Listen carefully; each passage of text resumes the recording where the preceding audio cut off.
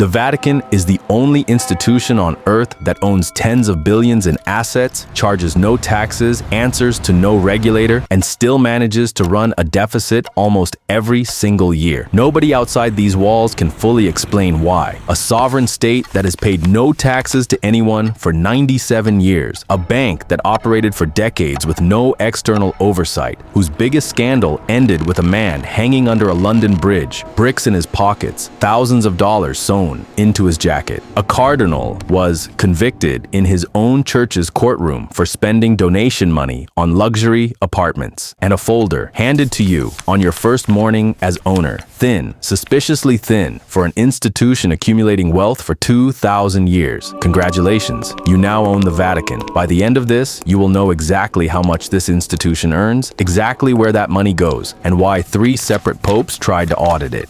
All 3 quietly failed. And that's why every financial regulator on the planet is legally powerless to help you look. Not because the answer is hidden, because the answer belongs to a sovereign state. And sovereign states answer to no one they don't choose to recognize. Here is what you learn in your first hour. You don't own a church, you own a country. It's the smallest internationally recognized one on earth, but a country in every legal sense that matters. Your own government, your own court system, your own army, your own bank, your own passport office, pharmacy, radio network, and television station broadcast in 40 languages to an estimated 500 million people. And somewhere in Italian law, a single line says this entity pays income tax, but it does not apply to you. It hasn't since 1929. Here is why that number matters. In 1929, Mussolini's Italy and the Holy See signed the Lateran Treaty, ending a 60-year standoff over papal sovereignty. Italy recognized Vatican City as a fully sovereign state. The Church recognized the Italian government, and buried inside the financial clauses were arrangements freeing the institution from Italian taxation on its properties, investments, and income. 97 years later, that framework has never been seriously challenged. Now here's the question that should already be forming in your head. If this institution has been accumulating assets completely tax-free inside a sovereign state for nearly a century, on top of centuries of accumulation before that, what does the total actually look like? Nobody outside these walls has ever been allowed to count it. But here is what the available evidence suggests. Every business has a revenue model. The Vatican has 6 of them running simultaneously. First, real estate. Estimates from economists and investigative journalists place the Vatican's global property holdings somewhere between $10 and $30 billion. Apartment blocks in central Rome, office buildings in Paris and London, holdings across several American cities. In Rome alone, the church's property footprint rivals that of the Italian government, surrounding it on every side. Rental income from all of those properties flows into Vatican accounts. Italian commercial property tax rates run between 0.86% and 1.06% annually. On tens of billions in holdings, that untaxed advantage compounds every single year into figures no public document has ever fully captured. Second, the museums. The Vatican museums are among the most visited in the world, receiving approximately 6 million visitors annually. Ticket prices run between 17 and 20 euros per person. That single revenue stream generates an estimated 100 million euros per year, more than most mid-sized European museums earn in a decade. The Sistine Chapel sits inside those museums. It has never been independently valued. Estimates from art economists place the cultural asset value of the Vatican's complete collection, 70,000 pieces across 54 galleries, somewhere north of $15 billion. None of it is for sale. All of it draws paying visitors every single day. Third, Peter's Pence. Every year, Catholics worldwide participate in a collection called Peter's Pence. Donations directed explicitly to the Pope for charitable works and support of the Holy See's mission. That collection raises approximately 50 to 60 million euros annually, drawn from parishes across more than 100 countries. It enters the same financial structure as the real estate income, the museum revenue, and the investment portfolios. There is no clean wall between the charitable money and the operational money, not by design to deceive, but because this institution was never built for the segregated accounting that modern donors would assume exists. Fourth, Investments. The Institute for the Works of Religion, the Vatican's bank, manages an investment portfolio whose complete composition has never been publicly disclosed. What is known? It holds positions in European equities, sovereign bonds, and real estate funds. What is not known? The total value, the complete allocation, or the annual return. Fifth, licensing and media. The Vatican's media operations, Vatican News, Vatican Radio, and the Vatican Television Center generate licensing revenue from content distributed across 40 languages to an estimated 500 million people. Exact figures are not publicly disclosed. Sixth, diplomatic value.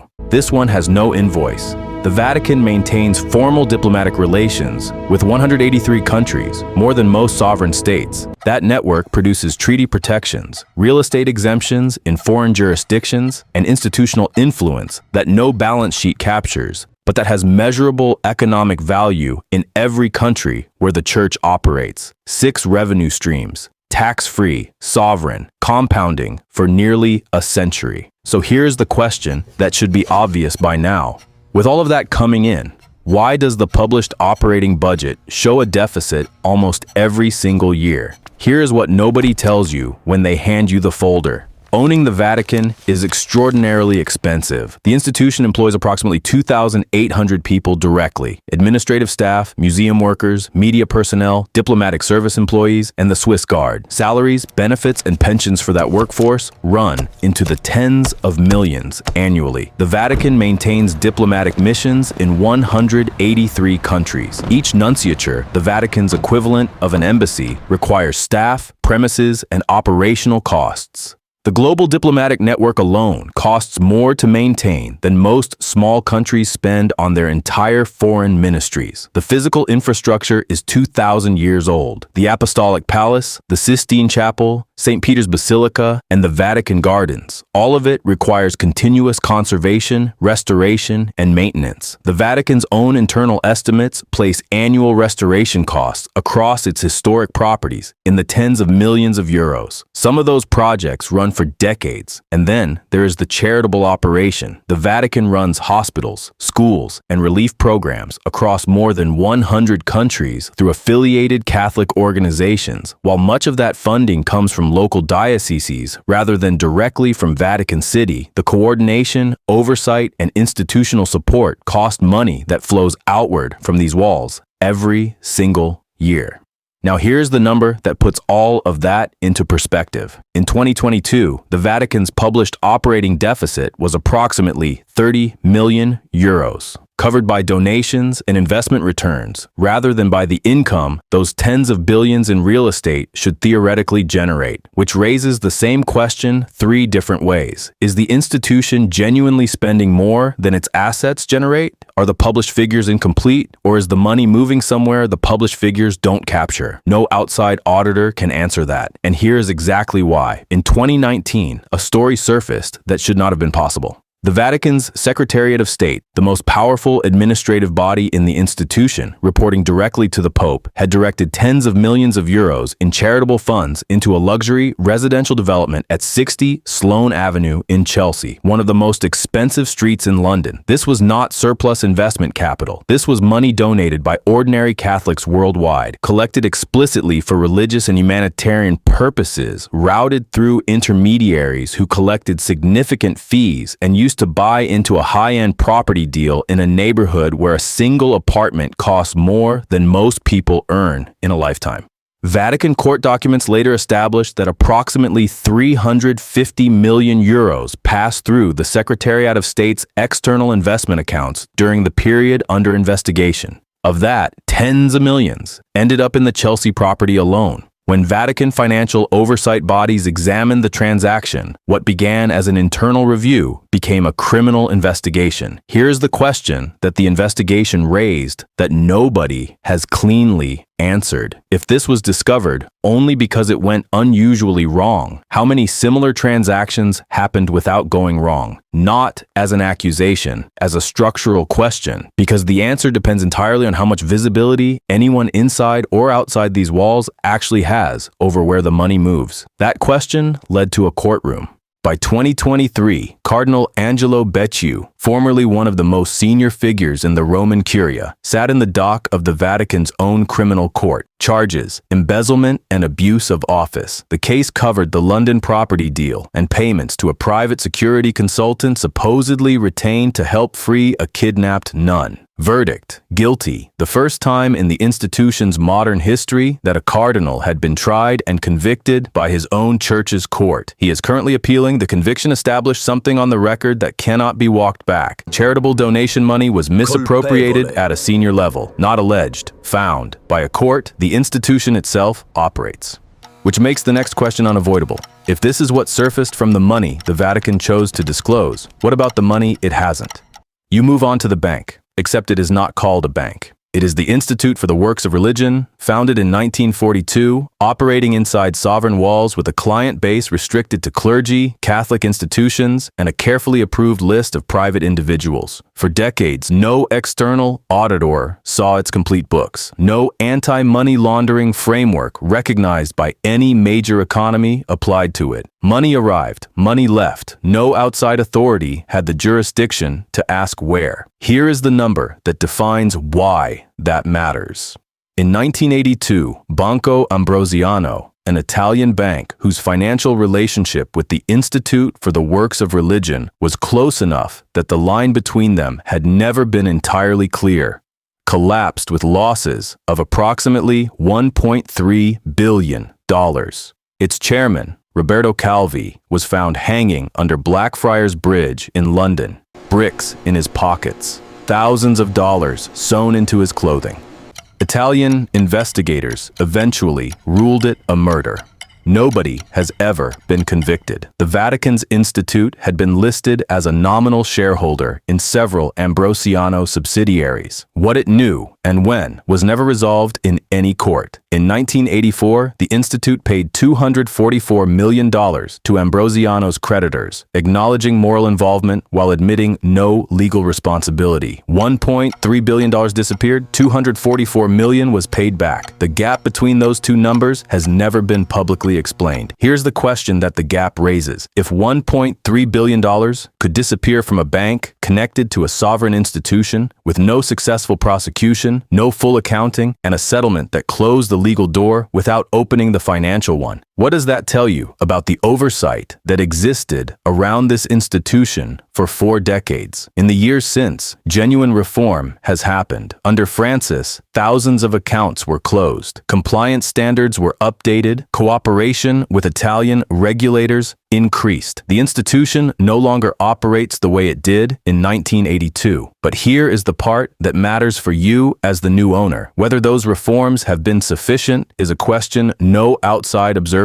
can independently verify. Because the complete books have still never been audited by anyone, the institution didn't choose to let them in. So you call for a full audit. Every account, every property, every holding, intacto, independently valued and publicly disclosed. It is a completely reasonable request from the person who technically owns all of it. It is also a request your predecessors made repeatedly. Here is what happened every single time. John Paul II pushed for greater financial transparency after the Ambrosiano collapse. Limited structural change, no complete accounting. Benedict XVI established a formal financial intelligence authority inside the Vatican in 2010. Partial reforms, no complete audit. Francis prosecuted a cardinal, restructured the bank, and invited external evaluators to review specific departments. The most aggressive internal reform effort in the institution's modern history. 3 popes, decades of attempts, 0 complete audits. Here's the question those 3 failures raise. If the most powerful figures inside this institution, men with lifetime appointments, full internal authority,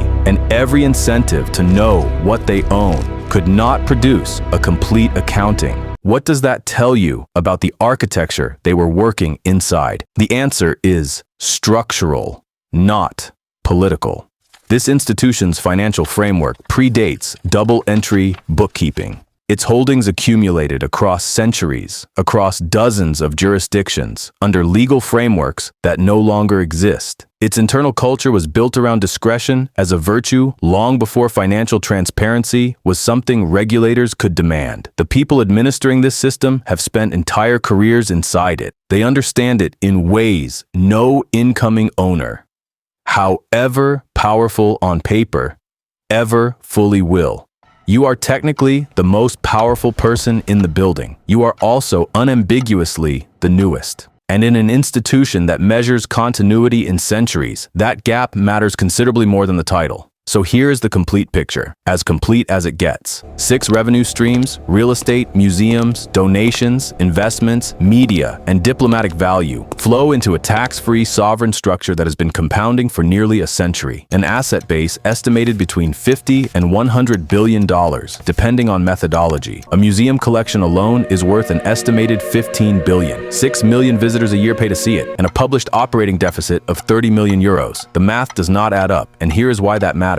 A casino with a mathematical edge on every single bet still needs volume, time, and cost control to turn that edge into profit. The Vatican has a tax-free edge on every asset it holds: real estate, investments, and donations, compounding for nearly a century, and it is still, on paper, running a loss. Or the published figures do not represent the complete picture. Or one of the most asset-rich institutions in human history genuinely cannot cover its own operating costs from the returns those assets generate. Both possibilities raise the same question. And neither one has a clean answer, because no outside auditor has ever seen the complete records. Not the Italian government across the river, not the European Union, not the Financial Action Task Force.